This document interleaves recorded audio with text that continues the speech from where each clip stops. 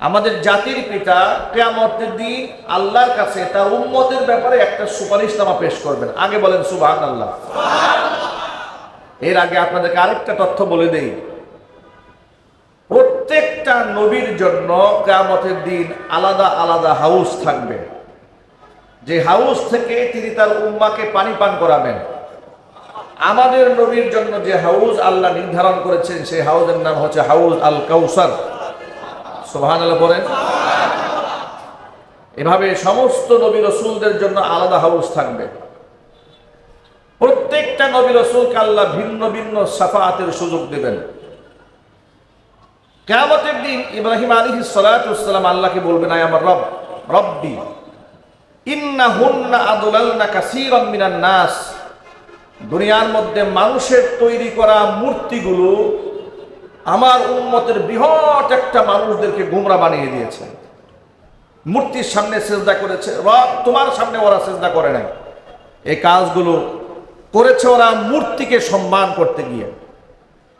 এই মূর্তি পূজারীদের ভিতরেই তো আল্লাহ তুমি আমাকে পাঠিয়েছিলে। সুতরাং ফামান তাবিআনি, এই মূর্তি পূজারীদের ভেতর থেকে যারা আমার কথা মান্য করে মূর্তি পূজা ছেড়েছে, যারা শিরিক বর্জন করেছিল, ফাইন্নাহু মিন্নি, তারা তো আমারই অন্তর্ভুক্ত। তাদের ব্যাপারে আমার কোনো বক্তব্য নাই। সুবহানাল্লাহ। যারা আমার কথা মান্য করেছে, শিরিক মুক্ত জীবন করেছে, তাওহীদের উপর বিশ্বাস স্থাপন করেছে, তাদের ব্যাপারে আমার বক্তব্য হচ্ছে ফাইন্নাহু মিন্নি, তারা আমারই দলভুক্ত। কিন্তু আমার সুপারিশ ভিন্ন জায়গায়। ওয়ামান আসানি, যারা আমার কথা মান্য করে নাই, যারা আমার সীমা লঙ্ঘন করেছে, অবাধ্য যারা হয়েছে, ফাইন্নাকা গফুরুর রহিম, আল্লাহ তুমি তো ক্ষমাশীল, তুমি তো অতীব দয়ালু। এই আয়াতখানা তেলাওয়াত করার পরে নবী করিম সাল্লাল্লাহু আলাইহি ওয়াসাল্লাম তেলাওয়াত বন্ধ করলেন।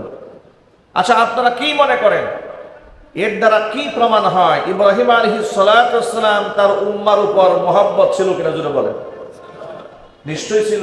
তা না হলে আল্লাহর কাছে তিনি কথা কেন বলবেন যে আল্লাহ যারা আমার কথা মান্য করেছে তারা আমার দলভুক্ত, যারা অবাধ্য হয়েছে আল্লাহ তুমি ক্ষমাশীল, অতীব দয়ালু। ব্যাস, এর দ্বারা প্রমাণ হয় তিনি তার উম্মাতকে বড় ভালোবাসতেন। ঠিক কিনা? জোরে বলেন। এরপর আল্লাহ রাব্বুল আলামিনের আরেকটা আয়াত সূরাতুল মাইদার একেবারে শেষ প্রান্তে এসে আল্লাহ নবী সাল্লাল্লাহু আলাইহি সাল্লাম সে আয়াতখানা তেলাওয়াত করলেন, যে আয়াতের মধ্যে হযরত ঈসা আলাইহিস সালাতু ওয়াস সালাম কিয়ামতের দিন আল্লাহর দরবারে কি বলে উম্মতের জন্য দোয়া করবেন সেটা লেখা হয়েছে। নিশ্চয়ই আপনারা জানেন এই পৃথিবীর যত খ্রিস্টান আছে, খ্রিস্টান সম্প্রদায়ের লোকেরা নবী ঈসা আলাইহিস সালাতু ওয়াস সালামকে আল্লাহর পুত্র মনে করে, আর হযরতে মারিয়ামকে যারা তারা মেরি বলে, এটা আল্লাহর স্ত্রী মনে করে। তারা মনে করে আল্লাহ একক নয়, ইন্নাল্লাহা সালিসু সালাসা, এটা খ্রিস্টানদের ধর্মীয় বিশ্বাস যে আল্লাহ একাকী পরিপূর্ণতা পায় নাই, বরং ঈসা আলাইহিস সালাম এবং তার মা মারিয়াম এবং আল্লাহ তিনের সমন্বয়ে আল্লাহর সৃষ্টি। জোরে কর নাউজুবিল্লাহ। কোরআনের ইতিহাস বলেছে যে তারা মনে করে ইন্নাল্লাহা সালিসু সালাসা, নিশ্চয় আল্লাহ হচ্ছে তিনের একাংশ। এই বিশ্বাস তারা স্থাপন করে। নবী করিম সাল্লাল্লাহু আলাইহি ওয়াসাল্লাম উম্মার জন্য এত বেশি দরদি ছিলেন, উম্মার নাজাত এবং মুক্তি কামনায় আল্লাহর হাবিবের তামান্না, বাসনা এতটাই তীব্র ছিল, কোন উম্মতের অংশের মানুষ যদি ঈমান হারা হয়ে দুনিয়া থেকে বিদায় নিতেন, রাসূল সীমাহীন কষ্ট পেতেন, নিদারুণ কষ্ট পেতেন। ঈমান হারা হয়ে যে কেউ মারা গেলে খুব বেশি আঘাতপ্রাপ্ত হতেন। কোরআনুল কারীমের সূরাতুত তাওবা 128 নম্বর আয়াতে আল্লাহ পাক এই বিষয়টি তুলে ধরেছেন, লাকাদ জাআকুম রাসূলুম মিন আনফুসিকুম আজিজুন আলাইহি মা আনিতুম, তোমাদের মধ্য থেকে এসেছে এমন একজন রাসূল তোমাদের কাছে।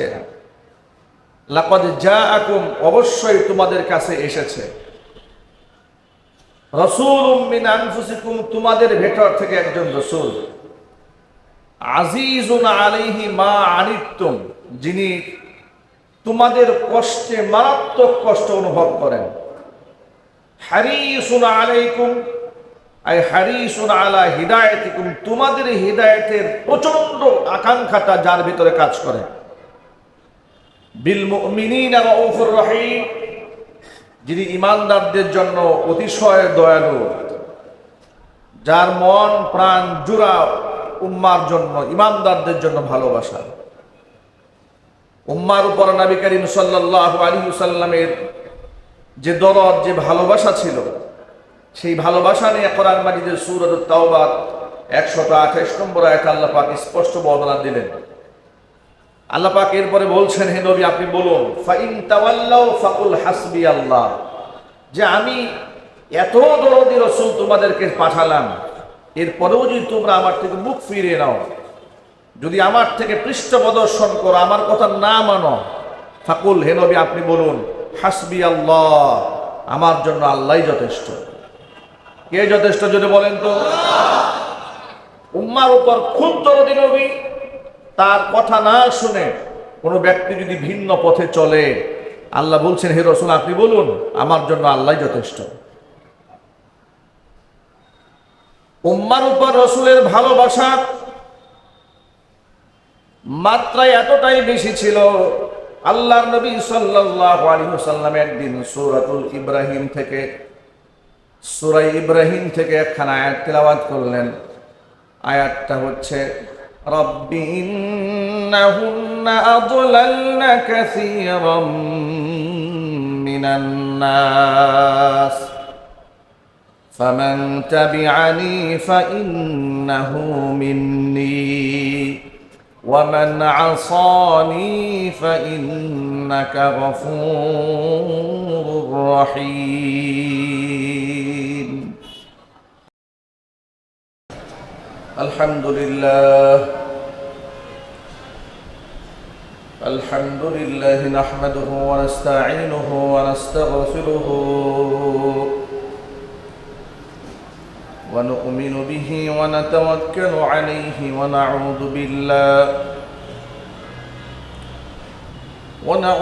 بالله من شرور أنفسنا ومن سيئات أعمالنا. من يهده الله فلا مضل له ومن يضلله فلا هادي له. ونشهد أن لا إله إلا الله وحده لا شريك له. ونشهد أن سيدنا ونبينا وحبيبنا وشفيعنا ومولانا محمدا عبده ورسوله الذي أرسله بالحق بشيرا ونذيرا وداعيا إلى الله بإذنه وسراجا منيرا. أما بعد فأعوذ بالله من الشيطان الرجيم. بسم الله الرحمن الرحيم. إن الله وملائكته يصلون على النبي يا أيها الذين آمنوا صلوا عليه وسلموا تسليما.